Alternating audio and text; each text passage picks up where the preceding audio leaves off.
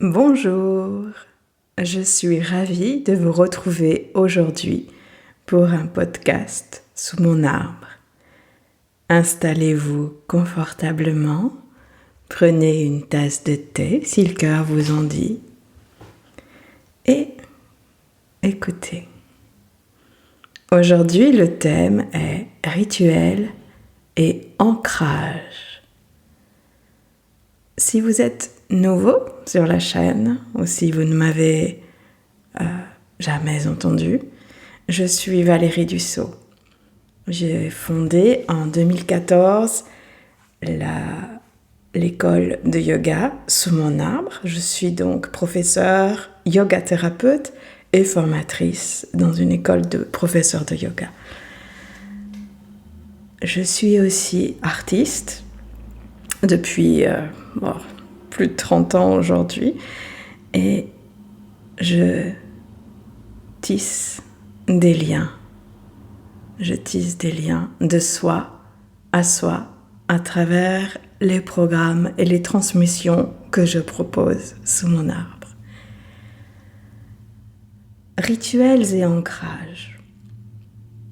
Ce thème me parle beaucoup en ce moment parce que depuis que j'accompagne des gens, un point commun qu'ils ont tous, c'est un manque d'ancrage. Comment est-ce que l'on sait qu'on manque d'ancrage ? Je vais vous donner quelques signes. Évidemment, ce n'est pas du tout exhaustif, mais peut-être que pour l'un ou l'autre, ça va vous parler. Par exemple, vous pouvez être quelqu'un d'anxieux ou de facilement angoissé. Par exemple aussi, vous pouvez avoir fâcheuse tendance à la procrastination. Vous avez par exemple aussi, évidemment on n'est pas obligé d'avoir tout, mais parfois vous avez un certain manque de confiance en vous, ou alors vous savez difficilement vous décider. Et toute décision, même très simple en apparence, va générer en vous des dizaines de questions. Parfois aussi, et dans un autre registre, dans un registre plus matériel, vous êtes très désorganisé. Vous vous laissez facilement déborder par le quotidien, par exemple, par votre entreprise, par votre vie familiale, par tout ce que vous avez à faire. Voilà. Ça, ce sont quelques signes d'un manque d'ancrage dans notre vie. Tiens, un dernier pour la route. Difficile aussi peut-être pour certains d'entre vous à s'engager dans un projet, par exemple, et à le mener à terme. Ou alors, on prend plein d'engagements et on ne mène jamais rien à son terme. Donc ça, c'est quelques signes, quelques-uns, bien sûr, il y en a d'autres, d'un manque d'ancrage. L'ancrage, en fait, c'est ce qui va nous donner notre stabilité dans la vie. Vous imaginez un arbre avec ses racines. Plus un arbre a des racines profondes et en ouverture aussi, bien sûr, parce que les racines ne sont pas juste dans un sens vertical, elles vont aussi à l'horizon, sous la terre. Mais plus cet arbre est enraciné, plus il va pouvoir se déployer dans la vie. Et plus il va grandir, plus il va être solide, plus il va avoir une bonne santé. Mais c'est la même chose pour nous. C'est-à-dire que plus notre ancrage est solide, plus notre stabilité dans la vie est solide, plus nous aurons un socle à partir duquel nous allons pouvoir nous déployer et rayonner ce que nous sommes venus faire sur cette terre. Donc, la stabilité est vraiment la base nécessaire pour notre croissance, pour notre expansion, exactement comme les racines de l'arbre sont tout à fait nécessaires à sa croissance et à son expansion. Et concernant les arbres, il va d'ailleurs d'abord créer ses racines pendant longtemps avant de donner une toute petite pousse minuscule qui va émerger de la terre. Il va d'abord aller dans l'invisible pour nous les hommes, avant d'aller dans le visible. Et pour nous, l'ancrage, c'est pas tant l'invisible que justement comment on fait, comment on se débrouille dans la matière, sur cette terre. Si je parle au point de vue du yoga, et c'est quand même mon angle de vue principal, du point de vue du yoga, l'enracinement, l'ancrage, c'est ce qui va concerner le premier chakra.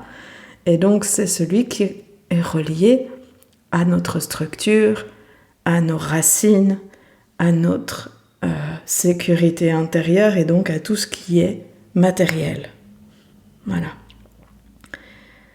Donc, c'est aussi celui qui va nous permettre d'avoir confiance dans la vie, confiance en nous, confiance dans les autres. C'est une forme de foi. Bien sûr, ça peut être la foi dans le divin, mais ça peut être vraiment juste, et c'est déjà beaucoup, la foi en nous, en nos capacités, le fait de connaître ses ressources internes avec stabilité et sans se faire d'illusions. Donc c'est très très très important.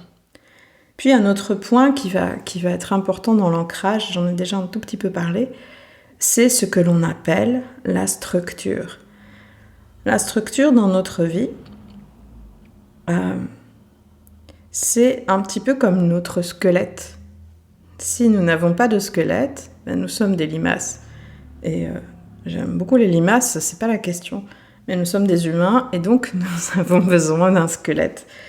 Donc je compare notre structure à ça. La structure interne, notre structure interne, c'est ça. C'est l'équivalent pour notre corps de notre squelette.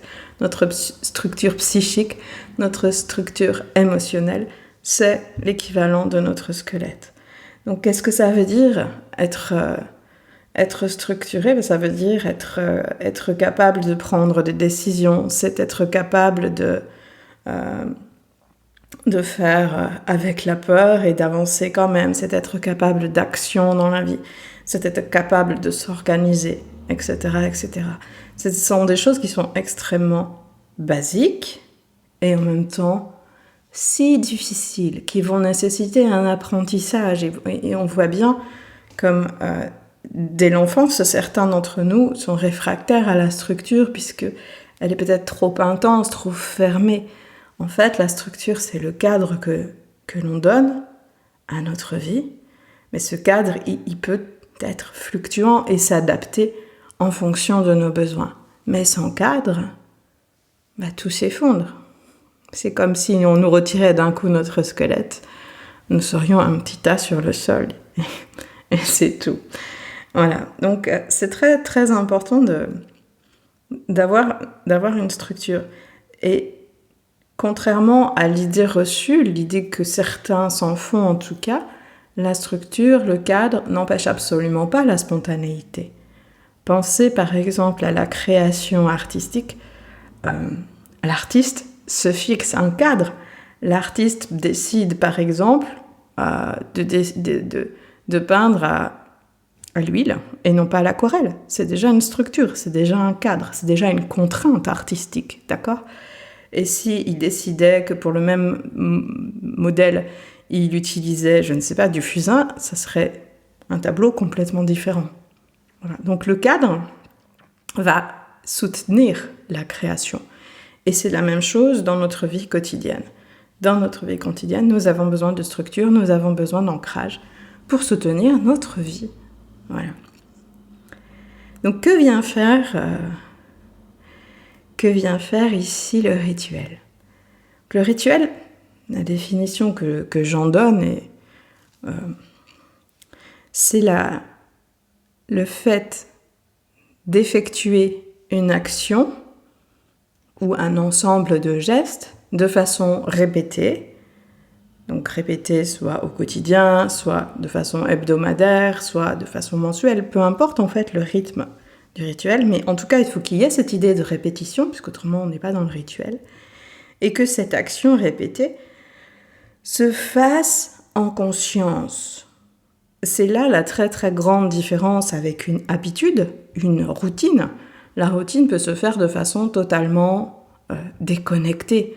Vous pouvez très bien conduire tous les jours de chez vous à votre travail, prendre tous les jours le même trajet, c'est une routine, et aller de ce point A au point B sans vraiment être attentif à votre conduite, parce que c'est devenu une routine, d'accord ?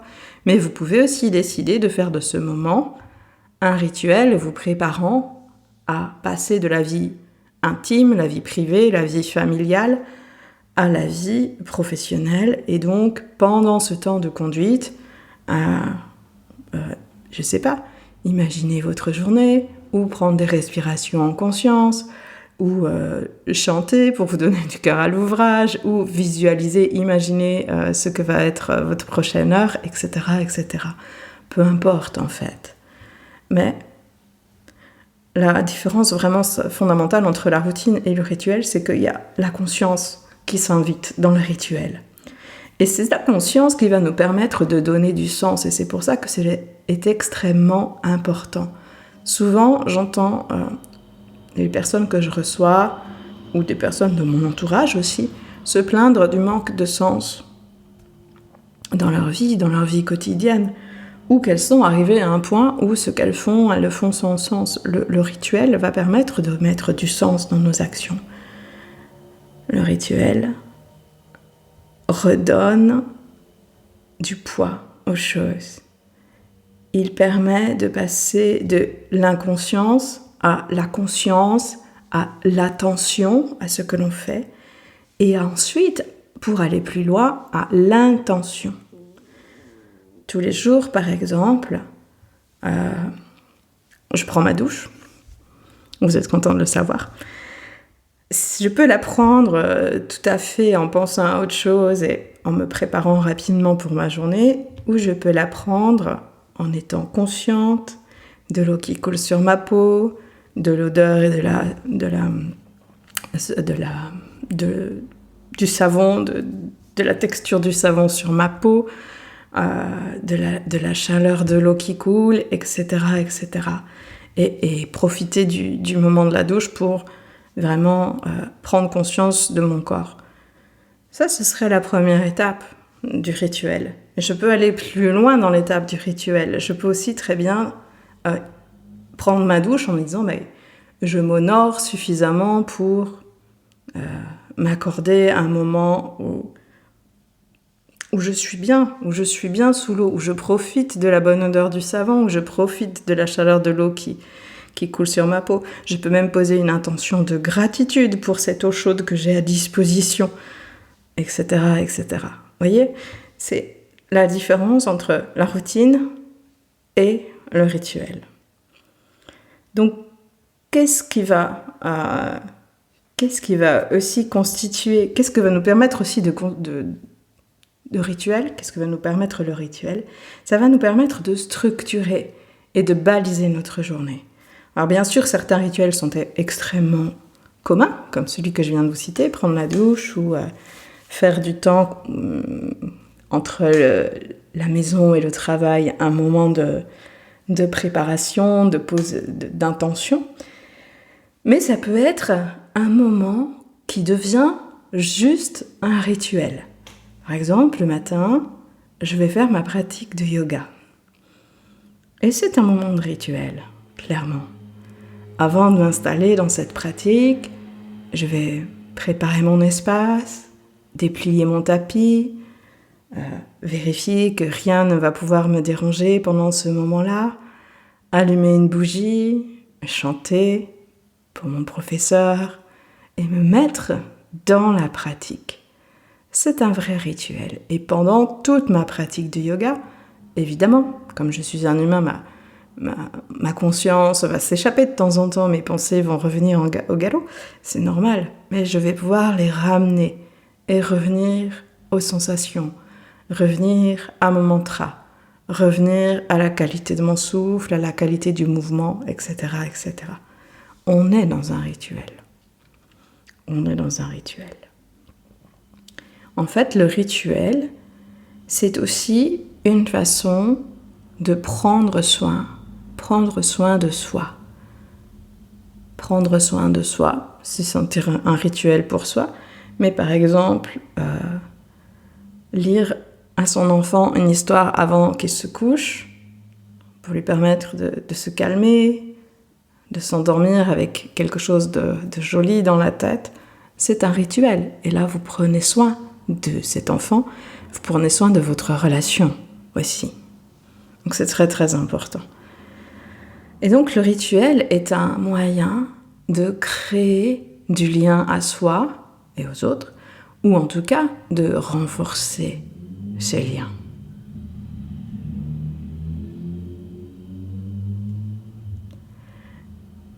Je vais ajouter, parce qu'on m'a posé la question et que je l'ai trouvée très très intéressante, on me demandait, est-ce que quand on a des rituels, c'est qu'on ne sait pas lâcher prise ?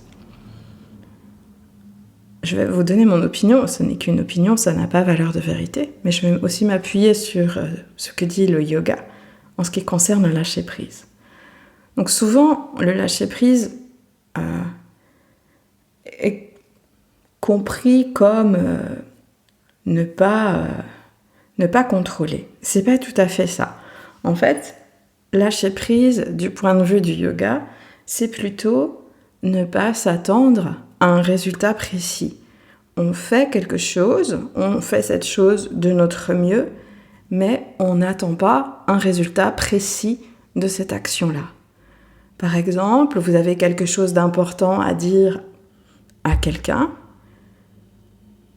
vous allez préparer cette conversation, mais vous ne pouvez pas savoir comment la personne va réagir. Vous pouvez espérer, mais quoi qu'il arrive, la conversation va vous amener à un endroit que vous n'aviez pas prévu. Et c'est comme ça pour à peu près tout dans la vie. Donc lâcher prise, c'est renoncer à cette idée de toute puissance que l'on a et accepter de s'en remettre à quelque chose de plus grand que soi. Quelque chose de plus grand, ça peut être juste l'univers, on n'est pas obligé d'aller jusqu'à la notion de divin si ça nous gêne, mais en tout cas, se dire, là, ça me dépasse.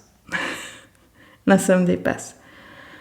Et donc, quand on pratique un rituel, on ne va pas le pratiquer pour obtenir un résultat, parce que là, on n'est pas du tout dans l'esprit du rituel. Le rituel, on le pratique parce qu'il a une valeur intrinsèque pour nous. Je ne fais pas du yoga pour être en forme ou pour être plus souple. C'est pas du yoga, d'accord ? Là, c'est de la gym. Ça va être une conséquence peut-être de ma pratique, mais ce n'est pas sûr. Mais en tout cas, ce n'est pas la raison pour laquelle on va pratiquer le yoga. Je pratique le yoga parce que ça suffit, en fait. Ça suffit. En soi, la pratique du yoga me suffit dans ma vie. J'ai pas besoin d'avoir une raison pour en faire. Donc le résultat, finalement, n'a pas d'importance. On ne pratique pas un rituel pour avoir un résultat. On pratique un rituel parce que ce rituel a du sens pour nous. Et ça va être très différent pour chacun d'entre nous. Ce qui pour moi est un rituel ne va pas être un rituel pour quelqu'un d'autre, ne va même pas lui traverser l'esprit, et réciproquement. D'accord ?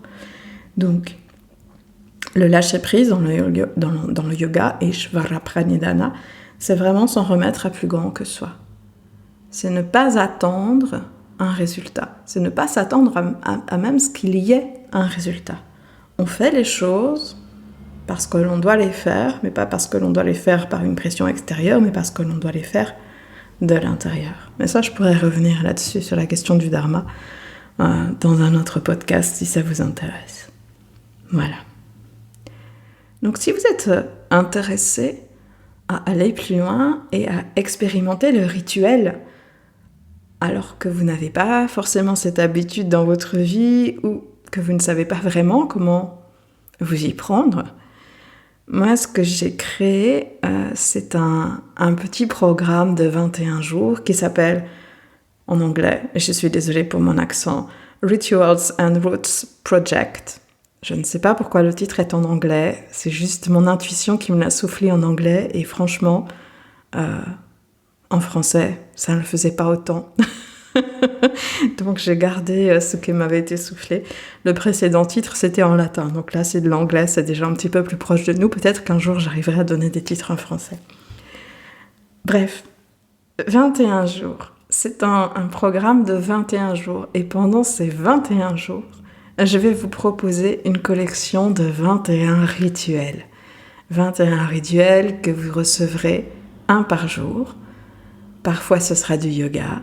Parfois, ce sera de l'Ayurveda. Parfois, ce sera une méditation. Et parfois, ce sera quelque chose de complètement différent et surprenant, j'espère. Tout cela en 10 minutes par jour. Parfois, ce sera le soir, parfois, ce sera le matin, parfois, ce sera en journée. Puis même si vous n'avez pas pu le faire le matin, vous pourrez le faire le soir. Enfin, ça n'a pas d'importance en réalité. C'est juste des propositions pour mettre un petit peu de rituel dans votre vie et puis vous familiariser un peu avec cette idée du rituel tout en explorant une variété, puisqu'il y en aura quand même 21. Et en arrivant à déterminer finalement ce que vous avez envie d'implémenter dans votre vie. Et jusqu'à la fin des 3 semaines, on aura un rendez-vous à 2.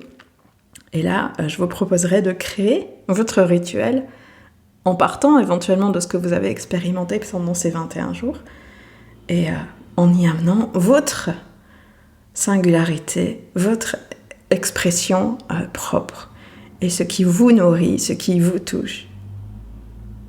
Voilà. Donc, pour ces 21 propositions, il y en aura certaines qui seront en vidéo, il y en aura certaines qui seront en audio. Et puis, il y en aura également certaines qui seront des propositions écrites. Celles qui n'ont pas besoin, en fait, que vous soyez guidés, plus que ça. Voilà. Si ça vous intéresse, donc, je vous invite vraiment à me contacter. Vous avez mon mail en dessous du podcast. Vous pouvez me contacter par MP sur les réseaux sociaux. Vous trouverez toujours le moyen de le faire en allant chercher Valérie Dussault. Voilà.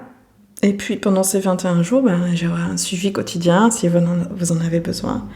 Et 2 moments qui sont prévus aussi pour que je réponde à vos questions, si vous en avez qui surgissent au cours de ces rituels. J'ai créé aussi ce format court pour l'été parce que c'est léger et ça demande peu d'engagement. Et ça vous permet aussi peut-être de gagner en clarté, voyez, par rapport à ce que vous voulez pour la rentrée. Donc voilà. Si vous avez apprécié ce podcast, si vous avez appris quelque chose, si vous pensez qu'il peut intéresser d'autres personnes, je vous invite à vous abonner à la chaîne, je vous invite à vraiment liker le podcast, à le partager autour de vous, à des personnes que cela pourrait inspirer. Je vous remercie de m'avoir écouté jusqu'au bout. Je vous embrasse bien fort. À bientôt.